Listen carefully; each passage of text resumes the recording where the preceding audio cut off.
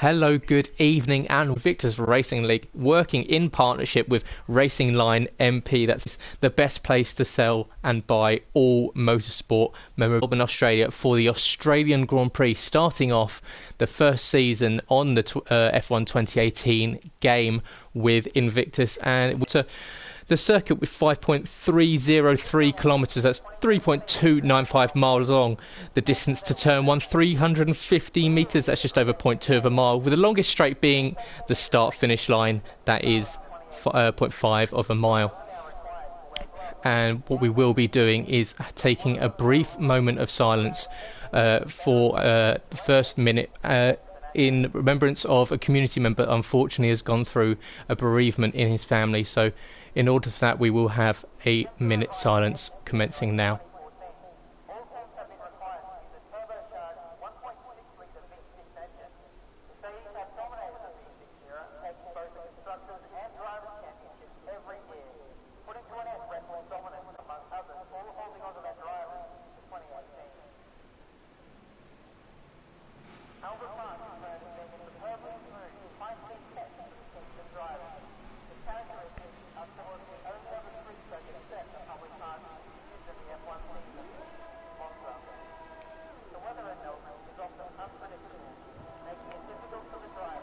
And as you can see, guys, there the cars whirring up, pulling out of the garages, making their way on track. And tonight I am being joined in the commentary box by Tejwal. That is Tom. Good evening, Tom. Nice to have you in the box.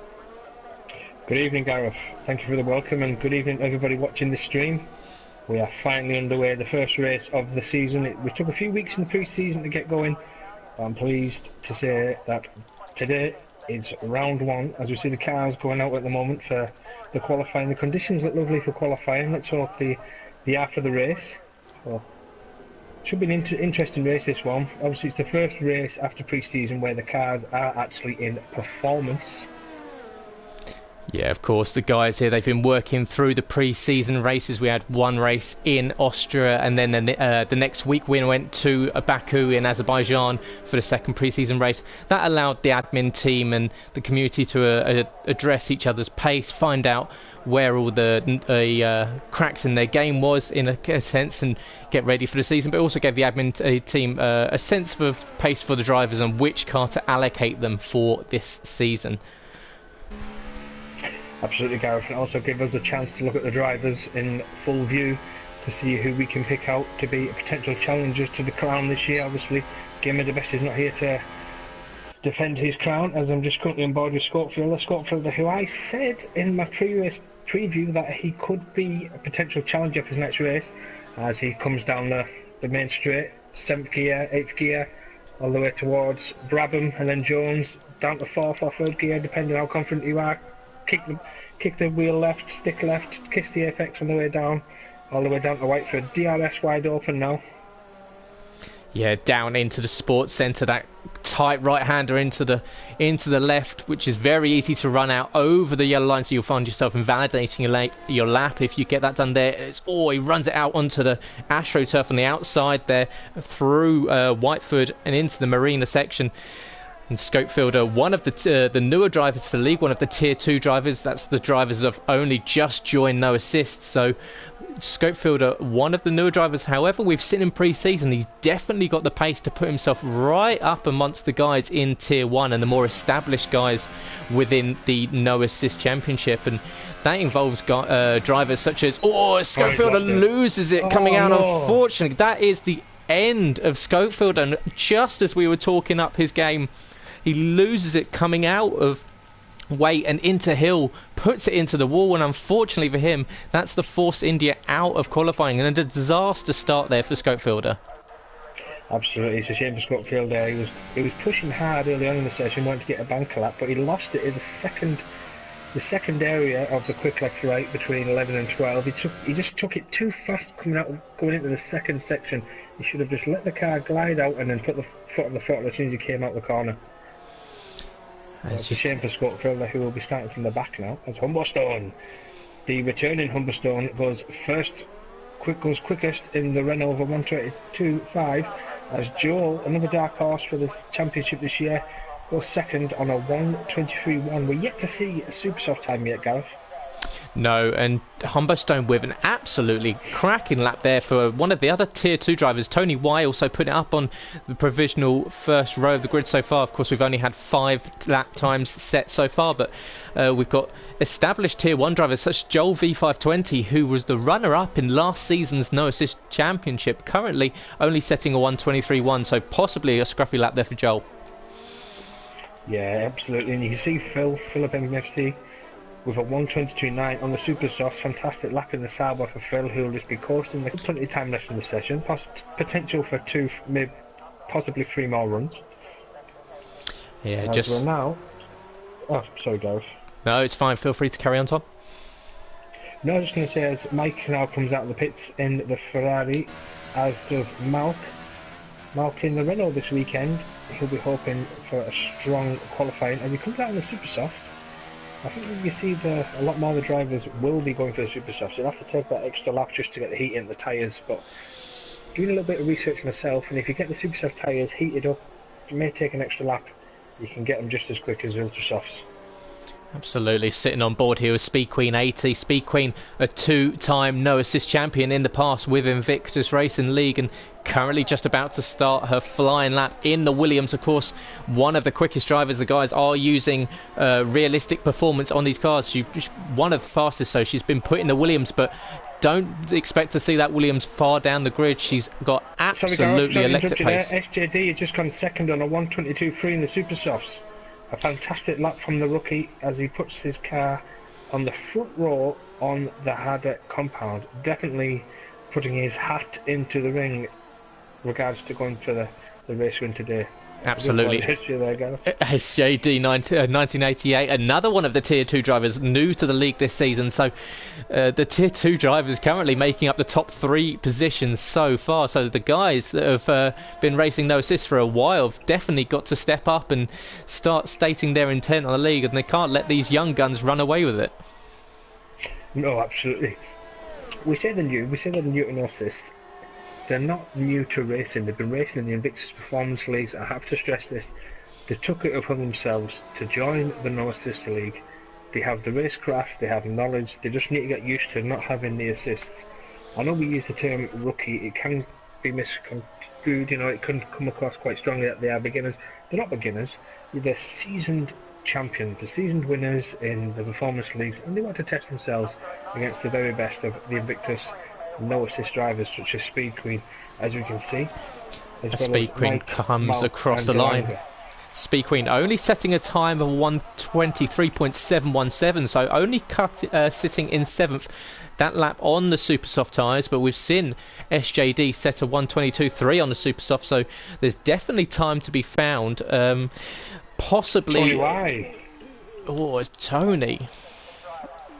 Superb lap there from Tony Y, who coming into the race was definitely feeling a little bit, he didn't quite think he had the pace, and maybe that was potentially a bit of mind games within the league chat earlier in the week, saying that he wasn't quite sure if he was up to it, and clearly that's not the case, because Tony puts his Merc on pole currently with a 1:22.1 flat.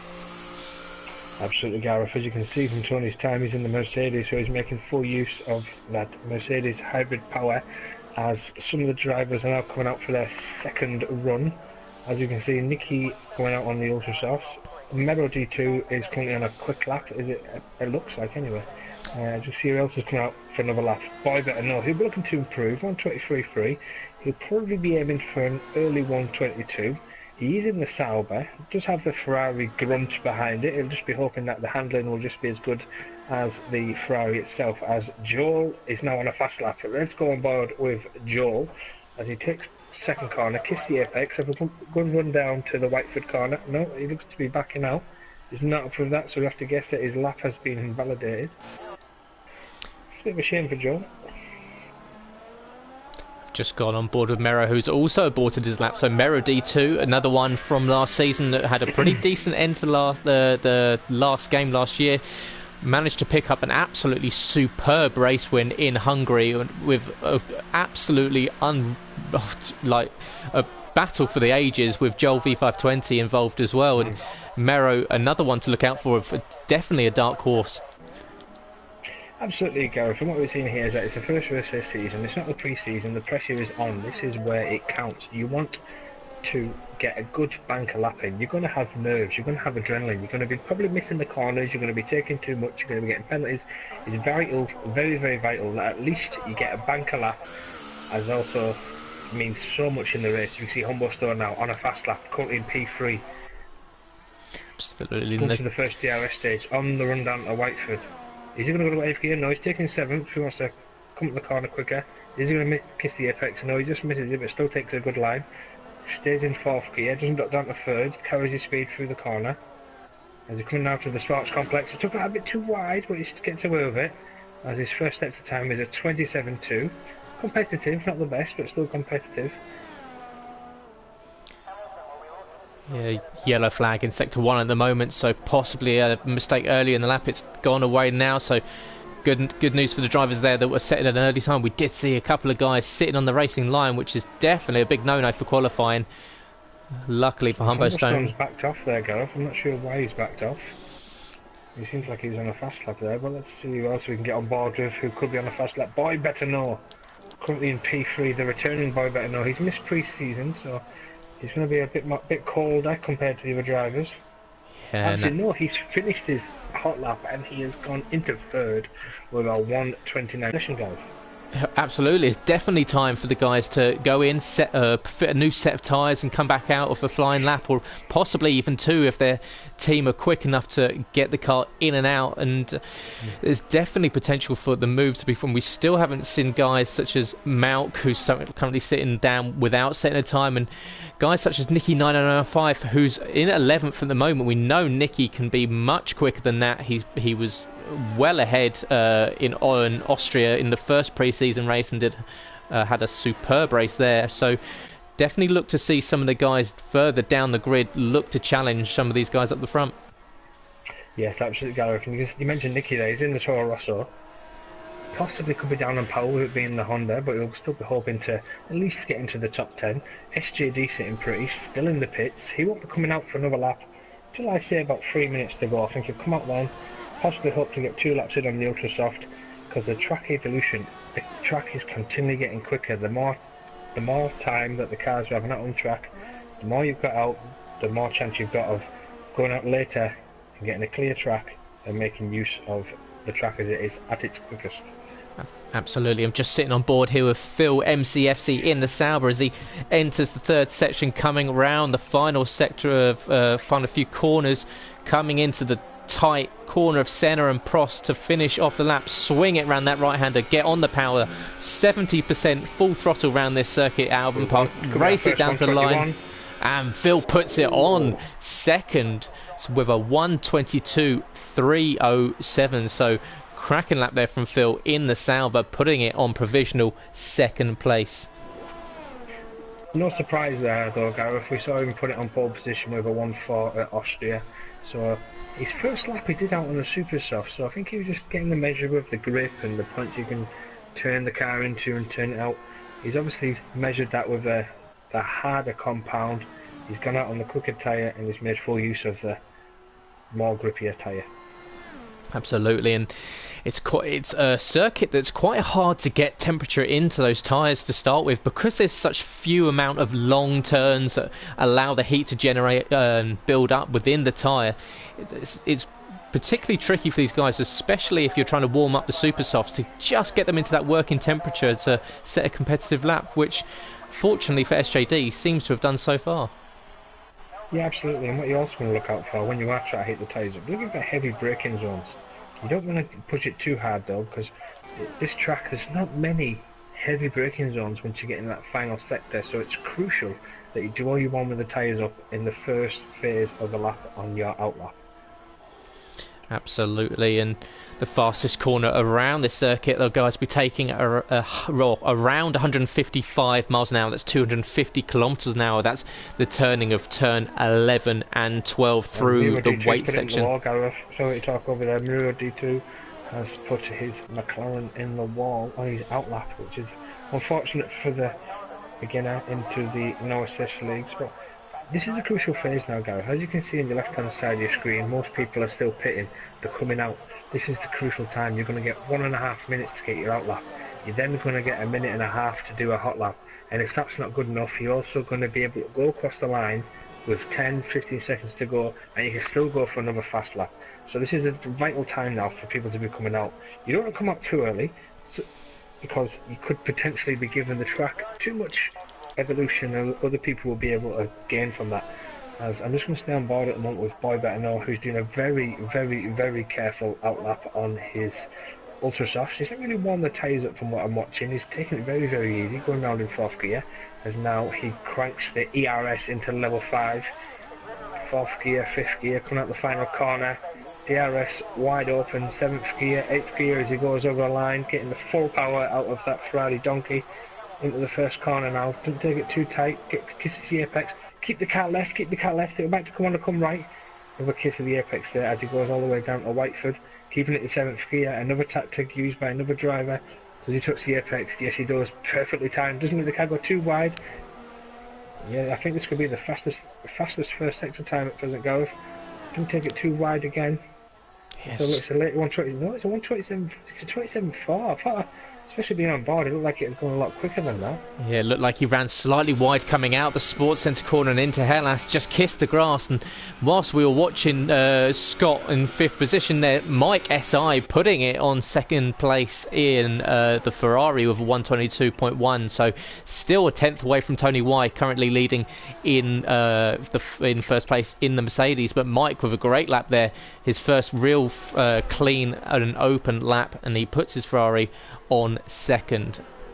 And I was also he won't be able to make any adjustments either, because he's coming to the pits now and there's still 1 minute to go, so you've still got a good amount of drivers who are going to come across the line and look to dethrone Mike from his first row position.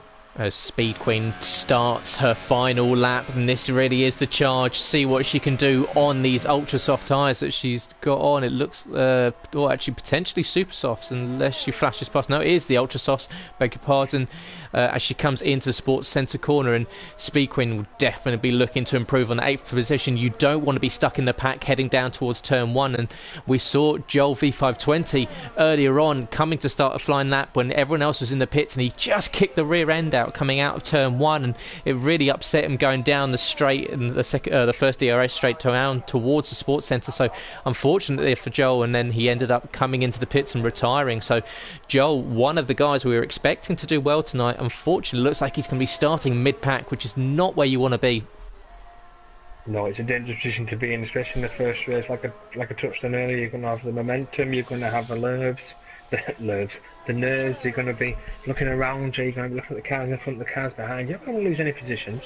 He's in an unfortunate position really, 8th place. He's going to be on the ultra soft tyres, which is what he's qualified on, so he'd be looking to pick up 1-2 positions and let the race settle down and get into rhythm and look at see what can happen during the pit stop first. Gareth, can you give me 2 minutes please? I'll be back in a moment. You like to call us, yeah? Not a problem. So Speed Queen just coming down the final straight now in 10th position. Currently she moves up into 7th, so still not the quickest lap there for Speed Queen. 80 will really not be particularly happy with her pace there. Possibly that's the best that she can get out of that Williams manufacture around Albert Park as we now move on board with Humbo Stone as he moves through the quick turns 11 and 12. Just about keeps on the circuit.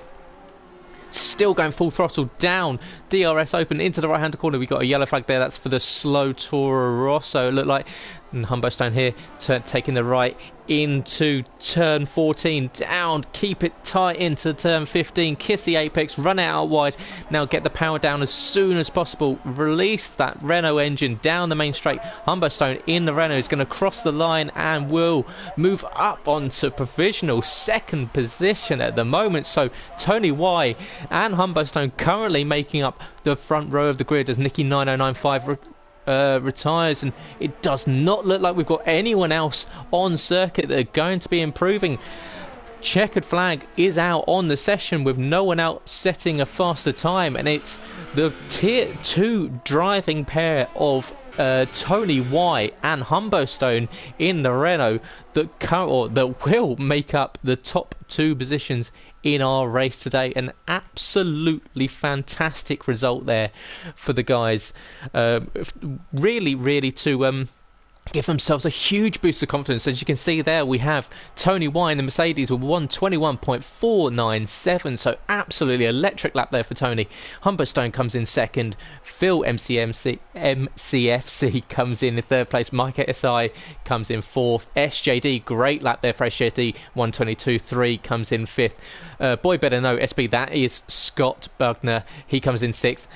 Speed Queen 80, pre-season favourite is in 7th, Delange is in 8th, Nikki 9095 is in 9th, Malk, Joel, Renner 9, Mero, and unfortunately it will be Scope Fielder that will start at the rear of the grid. Unfortunately, we saw him retiring on that first flying lap out on track, and a really unfortunate ending there for Scopefielder, who would have been desperate to set a decent time today. We know just how much pace he showed in pre-season, so like we said before, really unfortunate there for Scopefielder.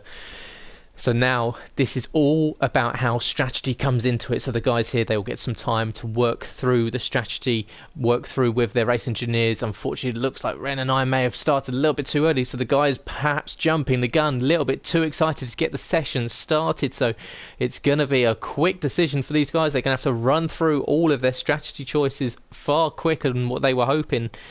And we will be going on the formation lap very, very shortly. And the guys, they just won't have enough time to get sorted. It's Felice, and Tony Y will be the driver that leads the field around, and it'll be very interesting to see how the guys have set up today, especially the guys from 10th down.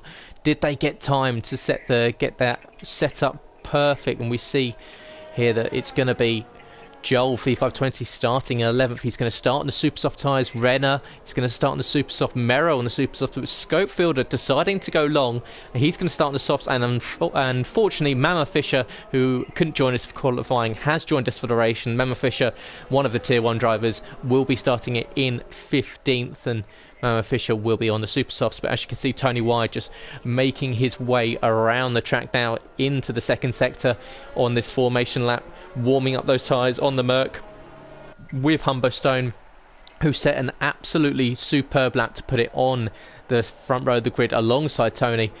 But they will look in their mirrors and they will see a very, very fast Sauber of Phil MCFC, who will look to make a move early on into the race, and joining him will be the power of that red Ferrari, and that's Mike SI in 4th place. So looking at the grid, as you see there, Tom, have you got any pre-race predictions of what we can expect to see? I think we're going to see SJD making some moves. He's the highest super soft qualifier in 5th place, making full advantage of the downforce package of the Red Bull. It'd be interesting to see how Scopefielder does on the softs. Also, our Mama Fisher with the experience, starting on the super softs right at the back. A little word for Tony now. This is his first pole position. He'll probably be feeling the nerves, getting a bit anxious. He'll want to make sure his getaway is clean, and then all we want to do is just run and hide, let the pack behind him squabble over those positions. Keep your eye on Phil and Mike as well. I think they're going to have an important part to play in this. I think Mike's quite good in his tyres as well, so you've also got Speed Queen. Speed Queen will definitely be in there at some point. It's just going to be a case of calling it right tactically, and I'll let you call the start. Absolutely, the guys here, it is all about the start. It's about making sure, especially these guys on no assist, making sure they don't spin up those tyres too much off the grid. You can find yourself pointing in the wrong direction, as has been proven before in several races, that these guys on no assist just light up the rear tyres ever so a fraction of a second soon, and just means you lose that time. But the red lights are now about to come on. We're about to start our season in Invictus Racing League. We have 4 lights, 5 lights, and we are go in Australia. The lights held for a little bit there, but Tony Y looks to have had a poor start, and he's dropped already down past Humberstone and Phil, who are battling for first place going into the first corner. And Tony White's gone wide. He's going to come back onto the circuit. No, and it's really unfortunate there. Tony White, he's caused absolute chaos there, and a really unfortunate start there for the guys as we move on board with the leader, and that is Humberstone in the Renault. He's been followed there by Phil MCFC with Boy Better Know, who's made an absolute cracking start there. Scott moving up into 3rd place, and Speed Queen also moving up into 5th. So Speed Queen already making moves on the guys. He has, Gareth, from what I'd like to say from that, it was in the second corner, the second phase of the start. It was where Boy Better Know got his elbows out and took the tarmac over SJD, who now goes right to the back and have to put a new wing on, so it's a shame for him. So it's a poor start. I think he maybe just got a bit anxious, a bit nervous at the start. It was his first time on pole position, like I touched on before during the formation lap, and he'll learn from that. He'll come back stronger. He just needs to get the revs on correctly, and he'd have got away well. But as we see in his demise, we've got a front three which is driving away. You've got Humblestone under pressure from the salvers of Philip NCFC and Boy Better Know as they approach the final two corners. Humblestone's not managed to eke out a gap as of yet. As you can see, the two salvers coming up alongside each other. We could have Boy Better Know coming up alongside Phil. As we can see, Phil is in fifth. He's in ERS level 5 to keep Boy Better Know behind him as they take the second corner now, Gareth. Absolutely, and Scott, you can see Phil really having a snap of oversteer coming out of turn 2 there, but it looked like Scott was going to challenge him going down into turn 1, and Scott, that's Boy Better Know SB, who's looking really racy, but right now it looks like Phil is going to have a look at the back of the Renault for the lead going into the second sector, and they're heading down towards Marina. Not quite close enough this time, but this battle at the front between the two Alfa Romeo Saubers and the Renault is going to get really hot heading into the third lap, and soon we will have the added bonus of DRS being activated, and that could cause an absolutely electric pace for these two Saubers if they catch the slipstream of that Renault going down the main straight. Absolutely, Gareth. The problem is now with the Saubers that they won't want to get rid of Humblestone in front of them, because Mike and Speed Queen will be coming along. They'll be joining the squabble. And what start it was for Mama Fisher. 7th place on the fresh set of Super Softs as Boy Better Know goes up the inside of Phil. Is Phil going to give him the room to go in side by side? Still side by side. And Boy Better Know pulls out of that, and Phil keeps hold of second position. Yeah, the Sauber team wall going to be biting their nails down to the bone. There's not going to be anything left. They want, as you see there, almost catching each other, and Phil MCFC just about keeping it in a straight line, keeping Scott behind him. Scott's going to stick in the slipstream down towards turn 1, but it doesn't look like he's going to be too brave to make that move just yet. The two Saubers need to work together here if they're going to catch up. It's allowed Humblestone a little bit of a breather. He's moved out to 0.5 of a second away from the guys behind, but they're just going to catch him back up. As you see there, Phil locking the front tyres going down into Sports Centre and almost got collected by Scott behind. But fortunately for Scott, a little bit of evasive action. That's what happens when you're a driver on the circuit and in real life. He managed to move around and just about kept it out of the back of the Saubers. We've got a yellow in sector 3. SJD has lost it.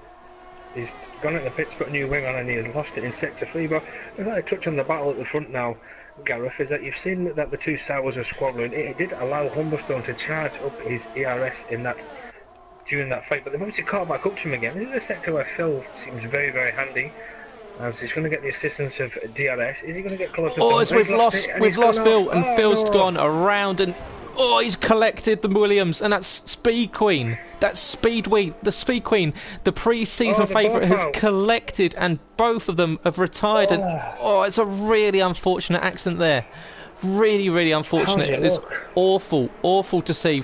Phil was doing so well, just lost it just ever so slightly. As we see Scott coming out the final corner, almost losing the rear end, and possibly these guys suffering from high tyre temperatures. It's very easy to just get a little bit over the limit going through turn 11 and 12, and it's how unfortunate can you be for Speed Queen, who's just a passenger there. Phil just spinning into the wall, came back across the circuit, and there was nowhere for the Williams driver to go. And unfortunate for Speed Queen and Phil, that's the end of their race way earlier on than they were hoping. It's a shame for ourselves as well, Gareth, as well as the spectators, as well as the drivers, because it's going to affect the race now. You had two very competitive drivers. Due to that little error by Phil, we've unfortunately lost 2 of them, but out of that, we've got a potential fantastic race, as well as Mama Fisher is in 6th place. She's moved up 9 positions. Renner has moved up 7 positions. Both drivers are on the Super Soft, so it could work in their favour if Humblestone, Boy Better Know, and Mike, the front three, begin to squabble, because you can see there's a bit of a gap there to Delange, who's 5 seconds behind. So let's see how this race develops now. We're still only on the 4th lap. The pit window could be opening from 8 to 11 for the Ultra Soft, so it'll be interesting to see just how far the Super Soft drivers can go. As you got Mike up alongside Boy Better Know, he's going to have a look in the straight. As you can see, Mike His ERS, he's got a... Sauber ahead. The Sauber has just been all over the place coming out of some of the slower corners, and it's allowed Mike to cruise right up to the back. And unfortunately, with that accident between Speed Queen and Phil, it kind of robbed us of that five-way fight that was starting to develop for first place. So really unfortunate there for the Williams team and the Sauber, who are looking at the time for a double podium finish. But what it has done is it's allowed Mike to close right up to the back of Boy Better Know. But what we have seen from this is that Humbo Steiner is starting to make a break for it. He's 2.4 seconds ahead at the moment, and Scott kind of seemingly looking at the moment like he's holding up Mike. Yeah, it's a fascinating part of the race now, this Gareth, I do apologise, is that you've got Mike who's going to be on a charge. He's come to Scott. Scott did the extra lap in qualifying. He could be feeling the pain of that now. I'd expect to see Scott coming to the pits in probably the next 2, possibly 3 laps from now. Mike will be wanting to clear Humblestone. Humblestone will be thinking, just squabble, give me some breathing room. You see Humblestone's now switched into the high version of the ARS. He's definitely looking to run and hide and let these 2 squabble behind him. Mike himself, he'll be thinking, my tyres are getting a little bit too much dirty air on the back of Boy Better Know, and he'll be looking to clear him, ideally into the first corner, as he needs to stay tight to him around this section, last corner, and the fast right-hander which takes it to the straight. I noticed last lap he was losing the back of him as Scott pulls away just enough. Let's see how the effect of the DRS as Mike now goes into level 3 of the DRS. Yeah, it looked like Scott potentially might have spent the last few laps just cooling those tyres down, taking corners a little bit more gently, just making sure that he's not putting too much strain on those ultra soft tyres too early on in the race, and it's allowed him just to cool the pace a little bit. Mike did catch up to the back, but now Scott looking like he's going to start getting back on it again, and I managed to just catch Scopefielder back in 7th place, move up from 8th to 7th, moving past Joel V520. So Scopefielder, the tier 2 driver, fantastic move up the inside into the sports centre section on Joel V520. So the Force India driver making moves up into the top 7. Absolutely, Gareth, making full use of the Mercedes donkey in the back of that Force India. As Scopefielder, he's looking to try and pull in the top 6. Unfortunately, he's 16 seconds behind. Could obviously make full use of a safety car if that arises. But Mike is now 8 tenths behind Scott. Scott's got a bit of breathing space, as DRS is wide open for Mike as he now drops back 7 tenths behind. This is obviously the only battle on track we have at the moment. Elsewhere we have gaps are opening wide, so it's going to be interesting to see who makes better use of the pit window. If I was Scott now, I'd be thinking, get in either this lap, next lap, and look to try and take the race to Humblestone. Get Humblestone thinking, go for the undercut, because he won't know what lap times you're doing. If Scott can get in the pits, get a fast lap, it'll come up on the screen, Humblestone will see it, and then he'll have to react, because that 3-second gap which he has over Scott now, it'll soon go if Scott can get in a few fast laps. Absolutely, and welcome to everyone watching the stream tonight. It's great to have you watching. Great to have you watching the Invictus Racing League No Assist Championship in partnership with RacingLineMP.com.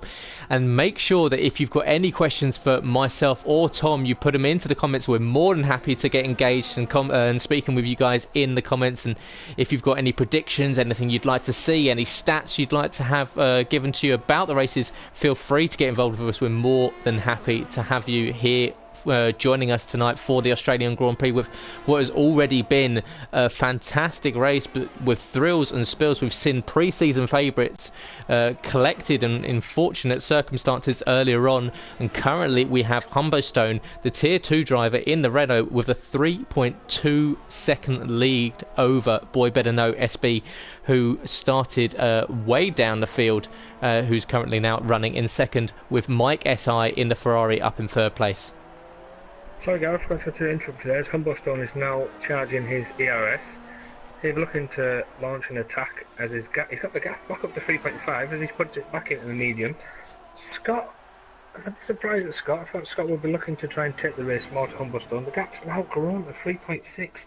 His tyres are going to be barking. He did the extra lap in qualifying. He's got 8 laps still on his tyres so far. He should pit. This should be the lap where he pits. If he's going to take the race to Humblestone in the later stages, pit now, push, try and get track position, and even though your tyres might be older later in the race, you have track position. make him overtake you, as the gap is now getting closer to 4 seconds. Scott needs to make full use of the 70% battery that he has in his ERS if he's going to come out of this race the winner. Absolutely, and just caught a glimpse there of a retirement for F1 WWFC 07, and that's Malk, who had the car parked on the exit of Whiteford, so couldn't quite see if that was terminal damage, potentially clipping the wall, or a mechanical failure for the Renault. So possibly a bad omen for the Renault leading the race at the moment. He doesn't want to see anything happen, but unfortunately there for Malk, who's just not had the rub of the green over pre-season, and well, leading on from the end of last season where he just couldn't get any luck going for him. Unfortunately, it's an early race end for Malk there as well. Very unfortunate for Malk there, Gareth. Now we're coming to the crucial stage, and that was Humblestone. Humblestone's pitted. He's chosen to take the race to the front two as Boy Better Know follows in, but Mike stays out. This is interesting by Mike. He's obviously going to hope that Humblestone and Boy Better Know get into some traffic. There's a decent gap towards Mama Fisher and Scopefielder. We know they're going long. They're both on the super soft, so Scopefielder's on the softs, Joel's on the super softs. Very interesting tactical choice by Mike. He's obviously thought, if you go in, I'm staying out. If you don't go in, I'm going to go in. Let's see where they both come back out. They might have found a gap. Renner goes through. Let's see who else can go through. Can Mama Fisher go through? No. So it's only Renner and Delange. And let's see what tyres they're on. I think Renner is on the super soft. Can you check that for me as well, Gareth? You worry about that? Yeah, so Renner showing he's on the super soft. So Renner 9 in the Red Bull on the super softs. Humbostone has come out on the softs, with Scott has also joined him on the softs, and I think we're going to look to see Mike has lost probably at least 2 or 3 seconds. I caught a glimpse of him there just going into turn 15. He kissed the grass as he got into the braking point, and he ran wide and had to slow right down to make sure that he didn't spin the car on the outside of essentially just before the pit entry for 15. So that may have been the reason why he decided to stay out, just to try and clean those tyres off and just give it one more go. Possibly, Gareth, but he could potentially take himself out of contention. This is an interesting phase of the race now, Gareth. You've got Humblestone 1.6 behind Renner on one super soft. Renner doesn't need to come in for a good 5, possibly 6 laps.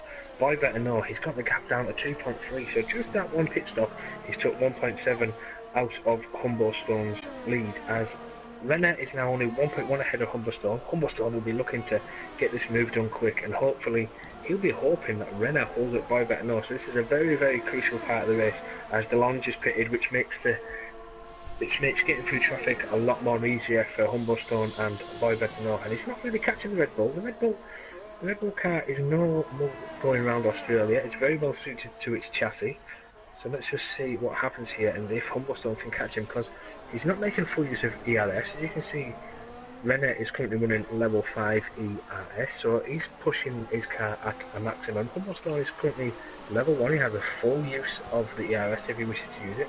Scott behind, 60% available, as he's brought the gap down to 2.1.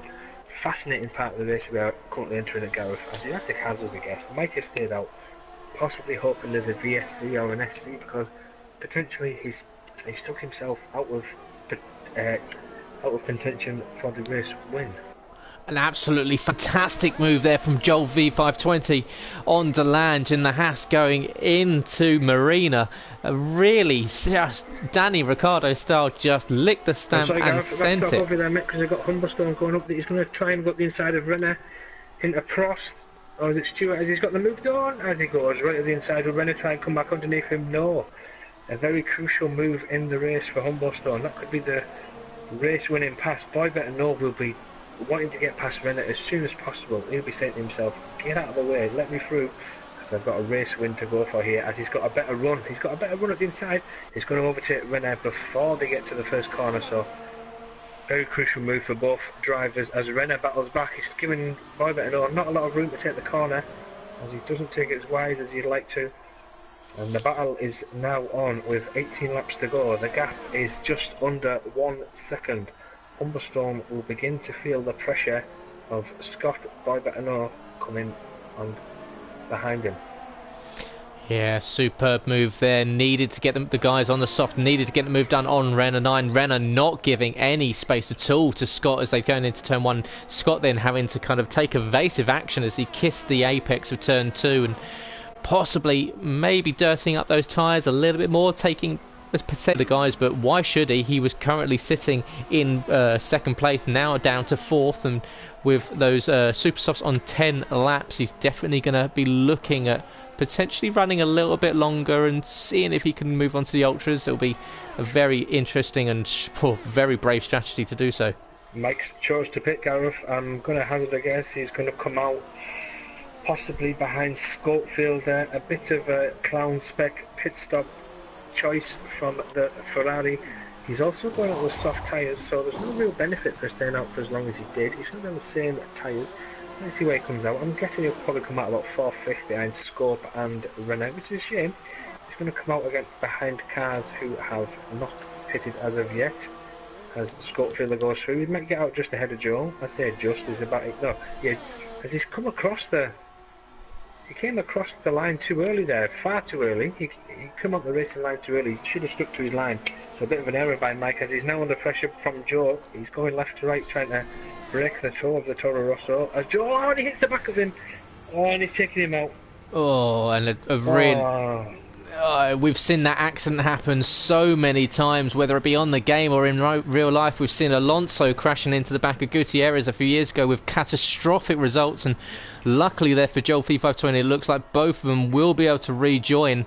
And it's just really unfortunate for both drivers that were having a really stellar race, and Mike especially, who will be absolutely distraught with that he was definitely in with a chance of a podium today. Whether or not it would have come to fruition is well, yeah, exactly. We won't be able to see now, but both now, especially Mike, after just making that pit stop, will be absolutely gutted about the fact that he's now got to go back in.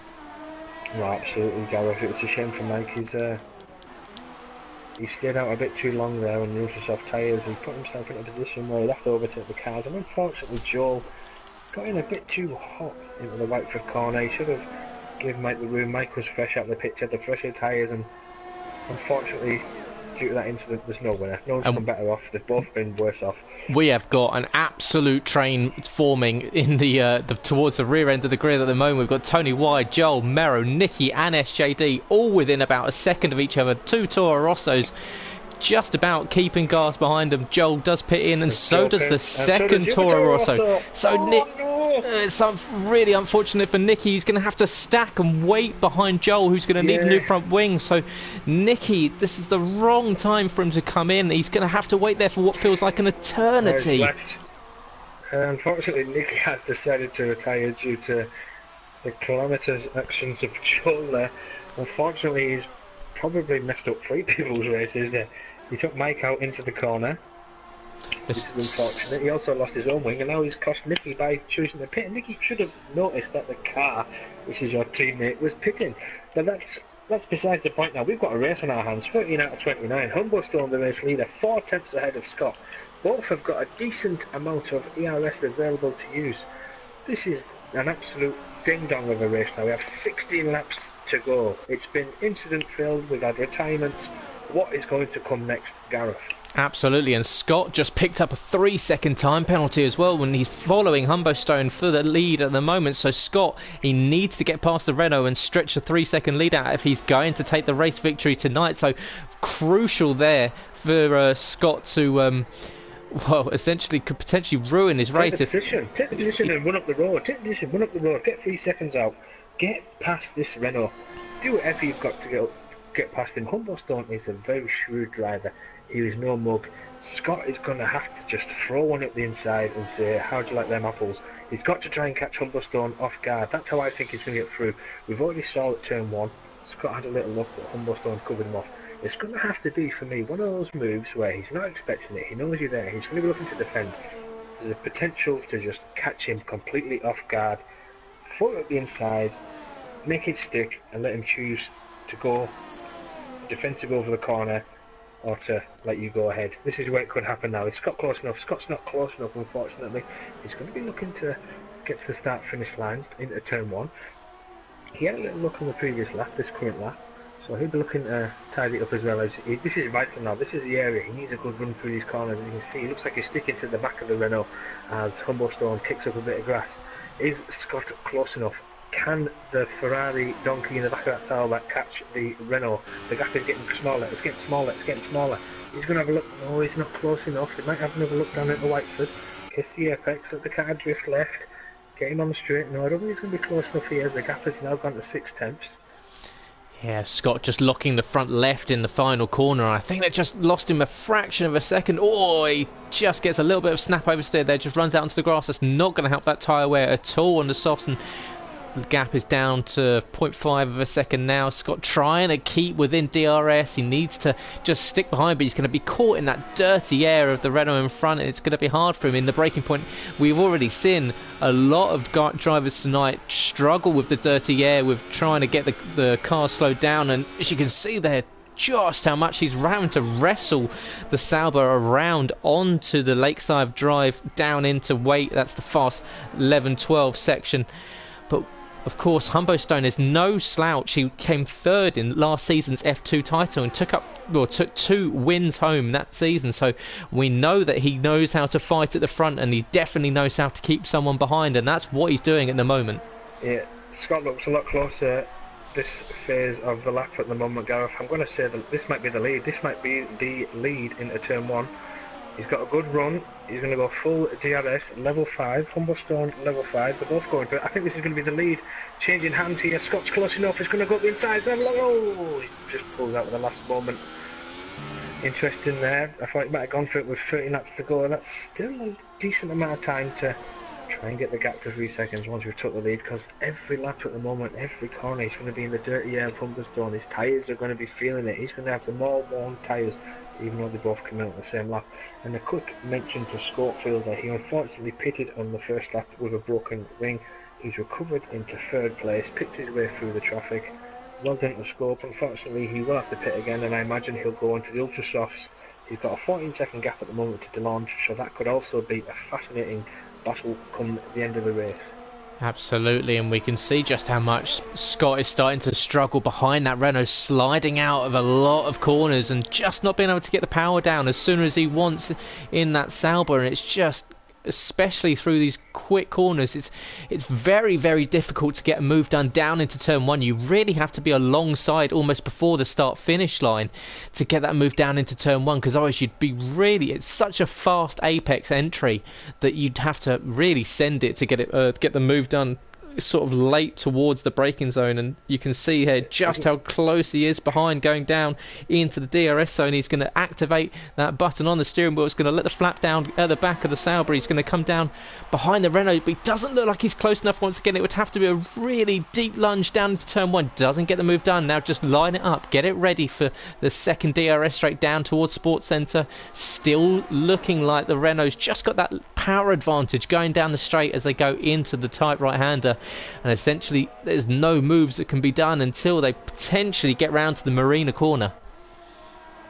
Yeah, absolutely, Gareth. It's quite fascinating, really. I've just noticed during that section of your commentary that he's not getting close enough. He's not getting close enough to the overtake, even with the DRS, which makes me wonder if he is running high wings. He seems to be slick through the corners, so I'd have to imagine that is the case, because he's not able to get past the Renault. The Renault, as we all know, is the least powerful engine on the game.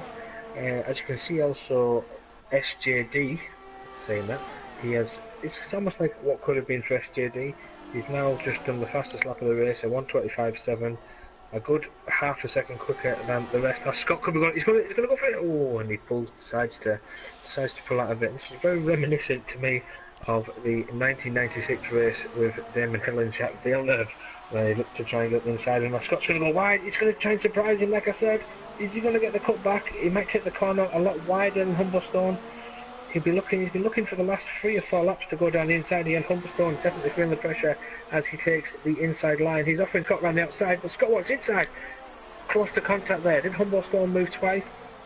Well, not really for me to say, but it looked like it was looked like he was getting very, very defensive, knowing that the lead could have been at stake. Is Scott going to put it inside? It looks close enough. Late braking, he does lock up as they are coming up to traffic. They're coming up to the Mercedes of Mama Fisher. Is it Mama Fisher they're coming up to? Yeah, it's Mama Fisher in the Mercedes that they're coming up to. Currently, Mama Fisher sitting outside the points in 11th place, and God, it looked like potentially Humberstone has been looking at Kevin Magnussen as a role model there, as he just jinked to the left as Scott made his move to go down into turn one, and it just unsettled the Sauber going down into that first corner. It almost could have caused a huge accident as Scott clips the wall on the entry to Lakeside Drive there, so not what he wants to see at all. Hopefully there's no suspension damage there or any wing damage. Doesn't look like he's lost an end plate at all there, so like potentially a little bit of good luck for the Sauber driver there. They haven't quite caught up to the back of Mama Fisher yet, who is out on brand new ultra soft tyres, so potentially might have a little bit more pace than these guys at the moment. But is he going to come into play? A bit of respite for Humberstone if he gets in the DRS. Yeah, a little bit too, probably a little bit too much there. Took the inside line and then took the inside line again. Yeah, it might be one for the stewards. I imagine Scott just needs to keep calm. He's already been close. He's had a look. He's too relaxed. You can imagine there might be a few words said between the two of them during the race at the moment, but Scott needs to come back as the Renaults. That was shape, and Scott has taken the lead. Is he taking the lead? And he has took the lead on lap 19. Is Humberstone going to come back up the inside? No, he is not. An error from the Renault driver coming out of turn one has allowed the lead to change hands. Now Scott would be looking to Humberstone. You have to remember, he will be unaware that Scott has this 3-second penalty. He just needs to keep a calm head. He needs to keep within that 3-second window. As you can see, the gap has already opened up and Scott is pushing for this win. Absolutely. Scott knows that he's got that penalty. He knows he's got to get ahead of Humberstone, and unfortunately the Enstone team just not able to tell Humberstone that he essentially, as long as he stays within 3 seconds, that he still will pick up the victory. And with 10 laps left to go, Scott has already stretched out a 1 second lead in 1.5 sectors, so Scott definitely getting on with it. He's been given the all clear to go by his team. They said take as much life out of those tyres as you can, get away from him, we'll just nurse them to the end at the end of the race. And you can see just how much he's putting into this car to try and get every single percent, every single inch, every single milligram of grip, of power, of every single measurement you can. Get that Sauber as far away from the Renault as possible. Absolutely, Gareth. He's already made use of having the quicker cornering speed. I know it doesn't matter now, as Humberstone has a 3-second penalty himself, so this is now turning into a straight fight for the win, regardless of the gap. So Humberstone, a few errors there. The first error, which obviously cost the lead, and the gap has now gone up to 1.7, and Scott he'll also be unaware potentially that Humberstone has incurred a penalty. So it's fascinating now. Schofield there comes in the pits. He's going to put the ultra softs on. He's got a gap to Delange, so this is going to be another fascinating battle now between the final podium position between Delange and Schofield there. Schofield there is 4.5 seconds behind Delange, who is on 1 soft. So potential battle opening up into the late stages of the race, Gareth.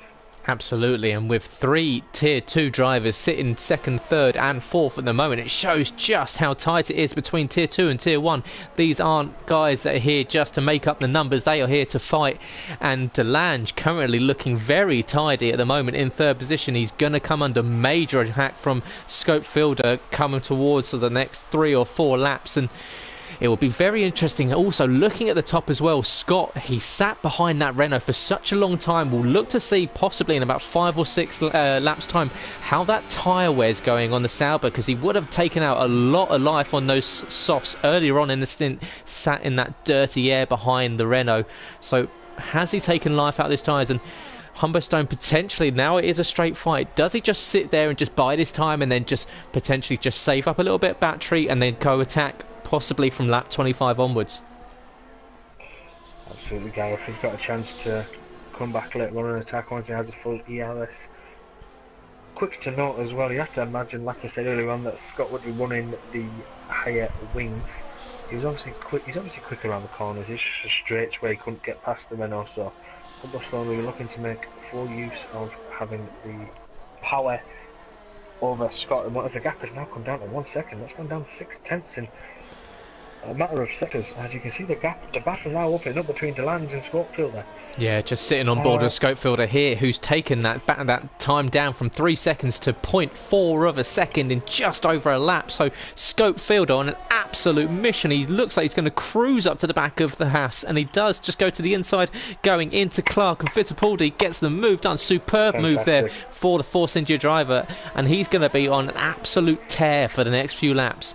Just look after those ultras, don't burn them out too quickly. You've got the move done for third. Let's look after this position.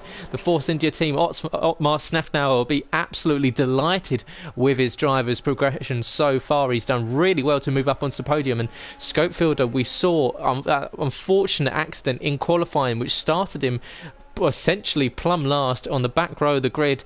He started in 14th, and Scopefielder now sitting on the podium very nicely in third position.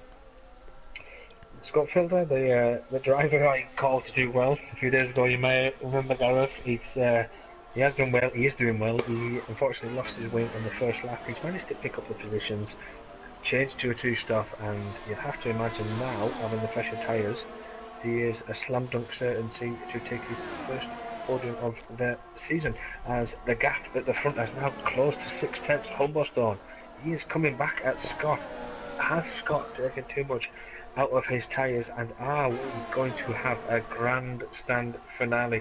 Interesting to note as well, the battle for third. I think Delange possibly might have let Sport further through. I think he must realise the battle is behind. It's with Mike, it's with securing that fourth place, as SJD goes quickest once again for 1:25.6. He's recovered to 7th place, so well done him. As also well done to Joel, who's still sticking it out, and he is currently in 8th place now. DRS will be open on the Renault. Can Humberstone get close enough to Scott? You have to imagine he will, because he had the better straight line speed when Scott was behind him. Joel there, who just made an unbelievable overtake around Mero, going through turn 11 and 12. They went side by side through weight, and it was just, Mero just had no answer for him, and Joel really just sending. We've seen him today looking really racy. Unfortunately got caught in that accident with Mike earlier in the race, and unfortunately for Mero, he was so unsighted by that, it allowed Mama Fisher to come through past into Ascari corner, and so Mero moving from 8th down to 10th in essentially 3 corners. So really unfortunate there for the McLaren driver. I think guys, it's a shame for the driver there. As you can see, the front two they've both got a full use of ERS. It's turned into a little game of chess here. I think Scott will be responding to Scottfielder's use of the ERS in this section. Let's have a look now. Oh, we've lost the McLaren. Oh, that looks to me Mero. It is, so it's Mero D2 who's lost it coming out of Hill. He's done exactly what we saw happen earlier on in the race with Phil MCFC, where it ended up collecting Speed Queen 80. So an accident there that was very similar to the one we saw earlier in the race, showing that it can happen to anyone. A shame for Mark Mero there, as he is currently running 11th position as we go down the straight for the 24th time, as Scott has 7/10 to the good over Humberstone entering the turn 1, turn 2. Humberstone has a better run. Interesting now though, they are coming up to traffic. They are coming up to the Joel, and I believe Mama Fisher, as Humberstone looks at the inside, he lets Scott know that I am there, as the gap is now down to 3/10. Can Scott hang on for these last 5 laps to take the first race of the season back to Peter Sauber? Absolutely, and the battle is back on. We saw Humberstone just fall back a little bit. He fell back to around 1.5 seconds, collected himself, just got his thoughts back in order, and then decided, how am I going to attack this Sauber again? I've got to get past. Just consistent driving for a few laps, and that's what he's done. He's just managed to just cruise up to the back of the Sauber driver. He's starting to put the pressure on Scott, and now it's the impetus is on Scott. He's got the traffic in front of him, but he's also got that big Renault car in his mirrors behind us. Humberstone making sure that Scott can see where he is. Right. This is crucial. Now I'm going to be watching Joel. Joel, you have a chance to make amends for your misdemeanors early in the race and get out of the way. This is going to be an absolute ding dong for the last 5 laps, as Humberstone not getting close to Scott now. Scott very cleverly using his ERS in the straight. He's letting Humberstone come closer during the inner track sections as Humberstone. No, the gap has gone back up to a second, so well done to Scott.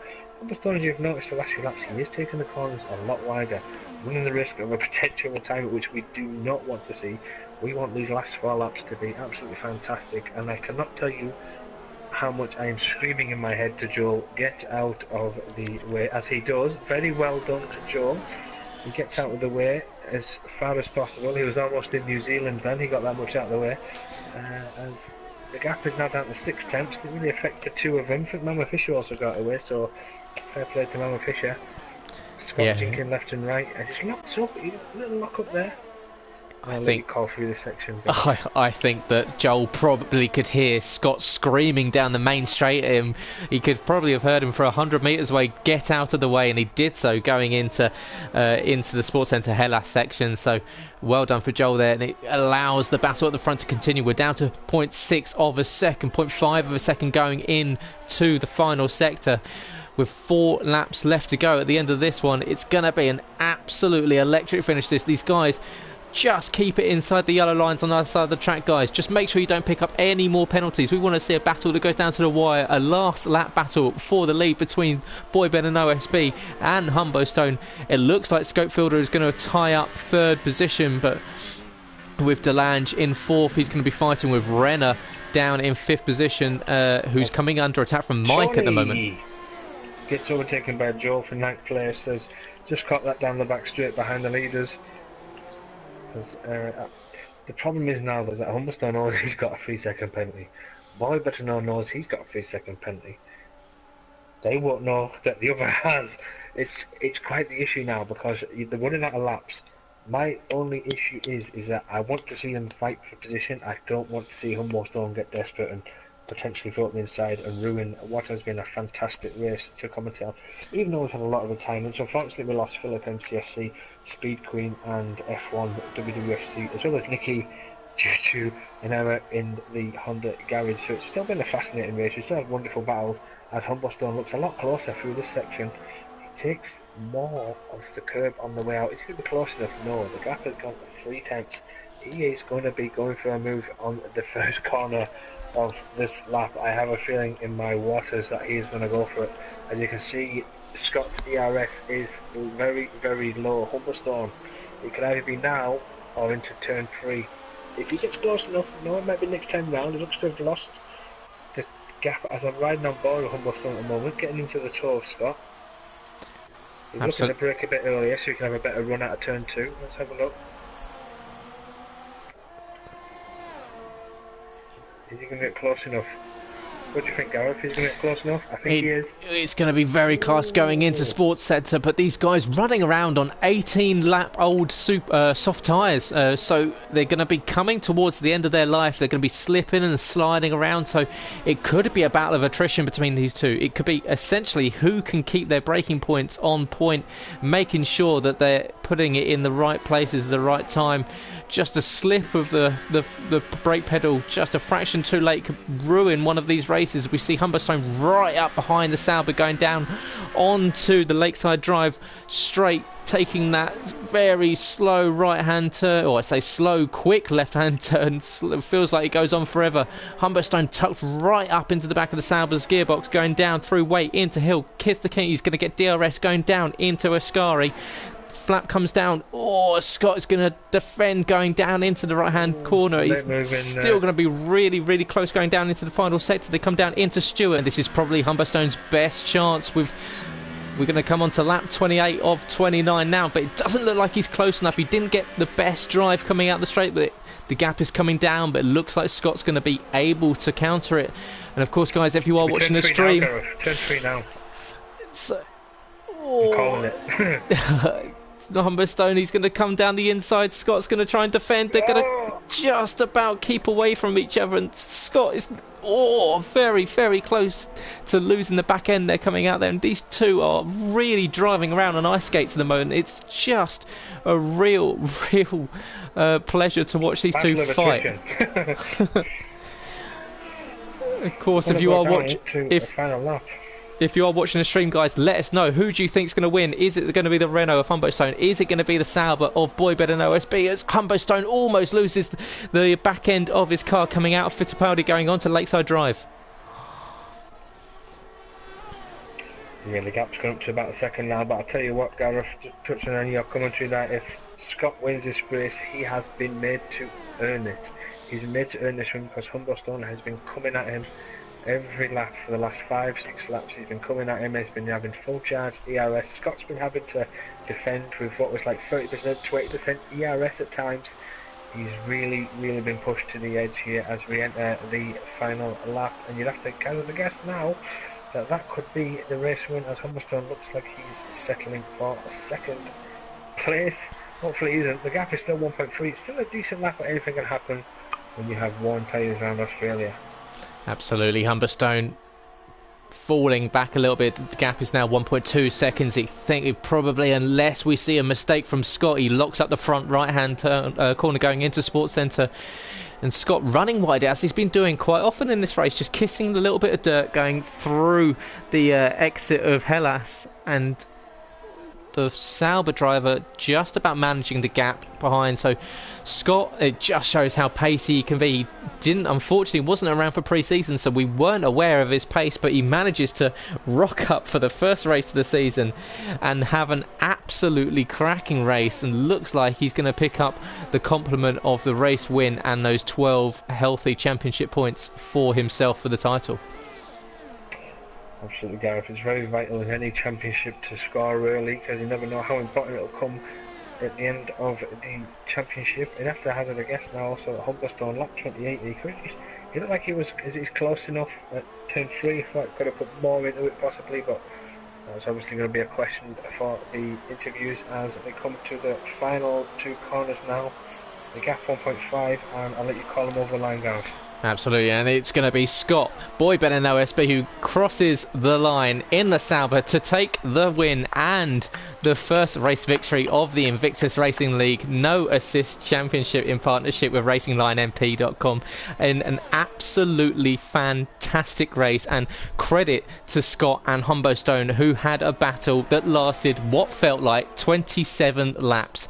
And it's going to be Scopefielder in the Force India who's going to pick up a really decent third position, coming from 14th up to 3rd. So Scopefielder managing to keep this away from as much of the dramas that was going on around the circuit as possible, picks up 3rd, and it's going to be Renner 9 on his debut in the No Assist Championship in 4th, and Delange in 5th just behind him. So the top 2, 3, 4, 5 all tier 2 drivers. Mike SI picks up 6th. SJD is going to come home in 7th place to have a good result there for the Red Bull team, and he's going to get followed home by Mama Fisher and Tony Y in 8th and 9th. Tony, Joel and Mero unfortunately finishing a lap down.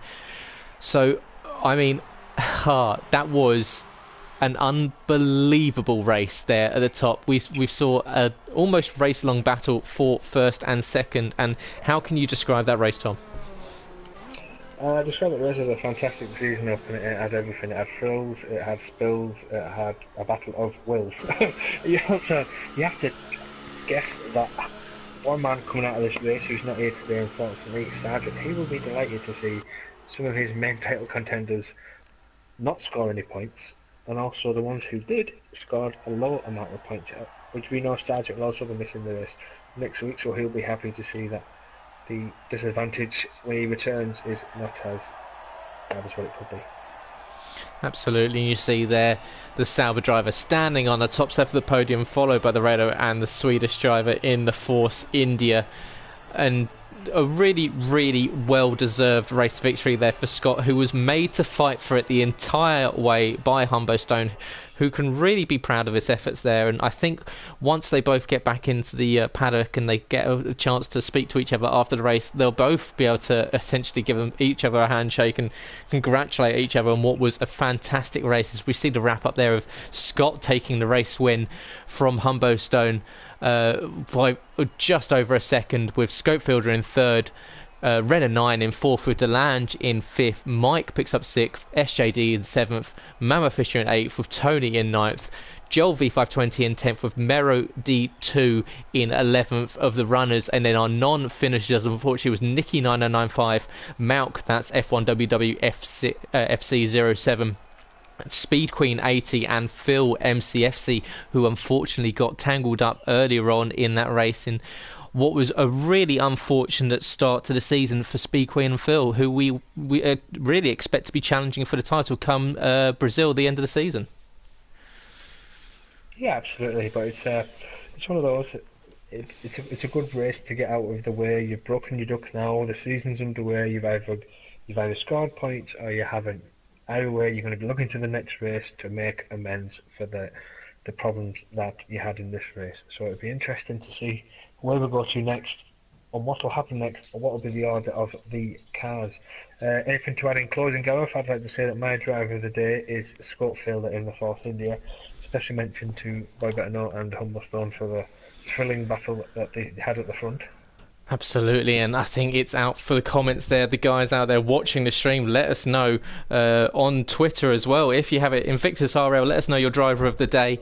It was superb to see some of the guys with their race results today, and with Scope Fielder picking up a really, really well-deserved third place behind the leaders of Boy Better Know and Humblestone. Of course, next week we are going out to the Gulf. We are in Bahrain for what is shaping up to be an absolutely fantastic race, and if it's anything like what we saw in Australia tonight, we are in store for an absolute treat. Absolutely, Gareth, and Bahrain is usually a race which does not disappoint, especially the first sector, where you have normally you get a lot of side-by-side, so it'll be fascinating. It'll be great to call that race again with you. Absolutely, and of course, guys, that's not the end of the Invictus Racing League week.